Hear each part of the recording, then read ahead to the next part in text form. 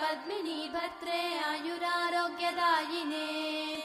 हर्षवल्ली निवासाय सूर्यदेवं तव सुप्रभातम् उत्तिष्ठोत्तिष्ठ चायेश उत्तिष्ठ उषयोज्ज्वल उत्तिष्ठ पद्मिनी कान्त लोकानां मङ्गलं कुरु मातः समस्त जगतां मधुकैटभारेः सव्येतराक्षी परितोषिणि पद्मनीड्ये नाथानुबद्ध भुवनावनबद्ध दीक्षे प्रत्यक्ष दैवतरमे तव सुप्रभातम् छाये किलाश्रित वरप्रद कल्पकल्पे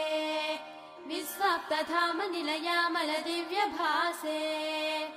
आयाहि शीघ्रमघनासिनि संश्रितानां श्रीसूर्यदैवतरमे तव सुप्रभातम्।